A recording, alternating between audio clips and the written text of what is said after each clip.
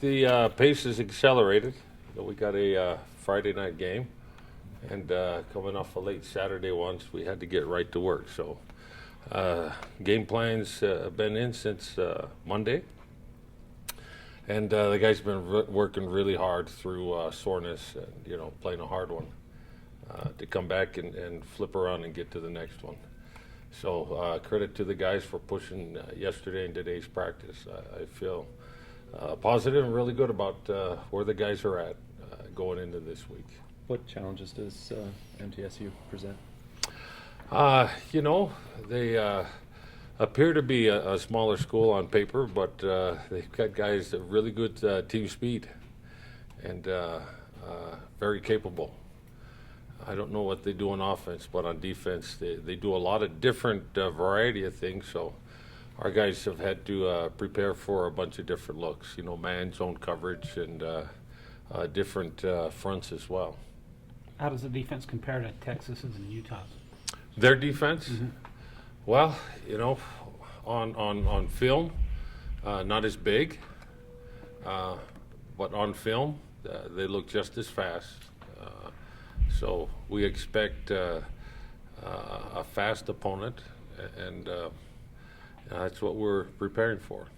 What are your points of emphasis during this practice session this week, as far as the offense goes? Well, with the growth in the stage that we're at on offense, we're up one week and just kind of mediocre the next. I'm looking for consistency. If the guys can show, earn a level of respect, depending on no matter who we play, if we can go out there and be consistent and move the ball and punch it in the end zone, that's what I'm looking to develop and to get better with. Is that a mirror image of practice? I mean, there are practices up, down, up, or?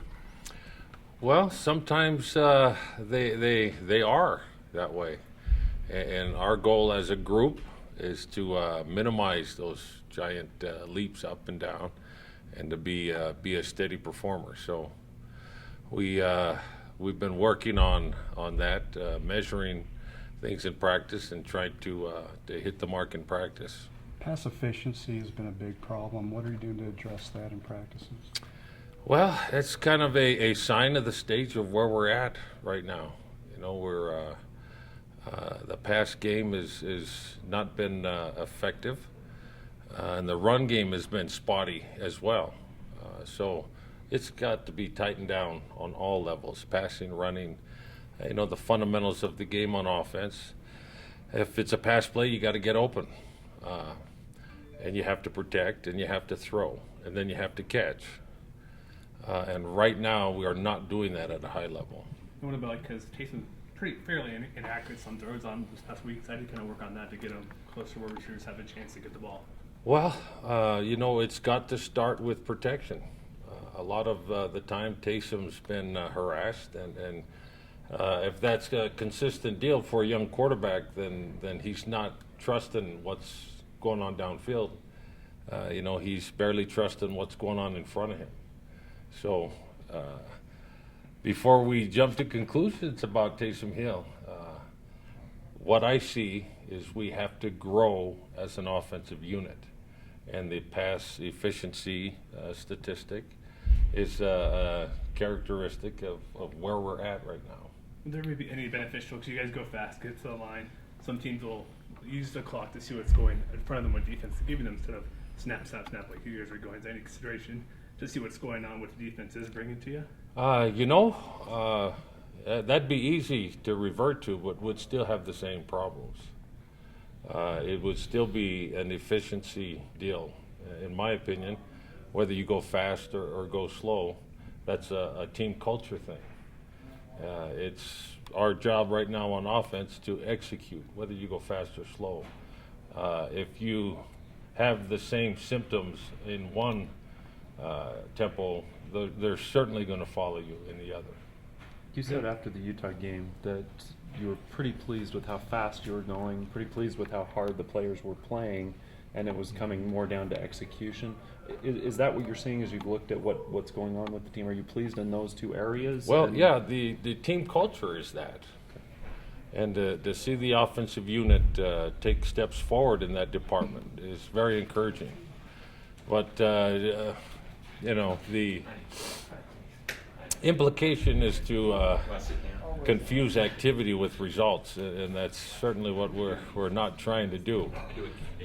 One piece of the puzzle is headed in the right direction, and the other piece of the puzzle is not where it needs to be, and that's where we are currently. Is the piece heading in the right direction run game related? You called it spotty, but is that more where you're... Well, I do believe we are a better run team than a throw team at this point. And, you know, a lot of those throws were just too long, you know, the long yardage ones. So to have shorter yardage throws and more efficiency, you know, your third down's got to be short and medium.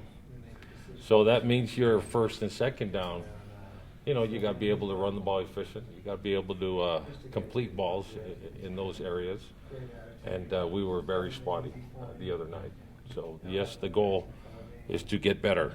And the push, the effort is headed in that direction. Now, as to when it flips on and looks magic, you know, I don't have a timetable other than I do know that the players are committed.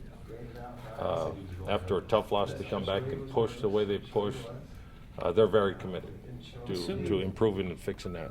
Assuming Jamal can't play, and I know he's day-to-day, would Adam Anae be the next back that would maybe get a few? Oh yes, Adam, Michael, Paul, each one of them will, as a group, have to carry the load there, no doubt. Coach, is it fair to say that, judging from your comments, protection or better protection will help Taysom the most in trying to improve his numbers right now? Any pass offense starts with that. And if you're going to improve your passing efficiency, it starts with protection. Now, is that the only problem? No. Is that an isolated problem? No. A lot of that is a combination. You know, at this point we're throwing the ball, someone breaks down. At this point of the ball, someone slips on a route. At this point of the ball, he didn't read the right coverage, and the ball goes. You know, so right now that is where we're at with it.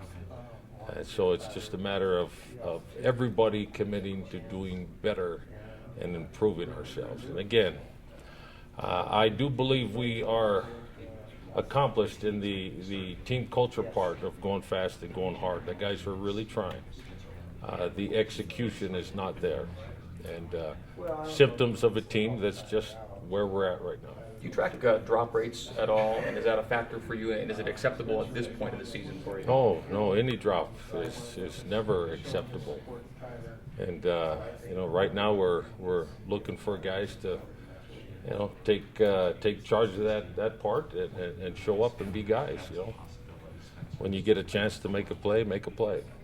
So having Cody Hoffman back in that department is huge, because he's clearly one that has shown that if the ball comes near him most of the time, he's may not be perfect route, perfect pass, but he plays big, and we're trying to get all of our guys to play big as well.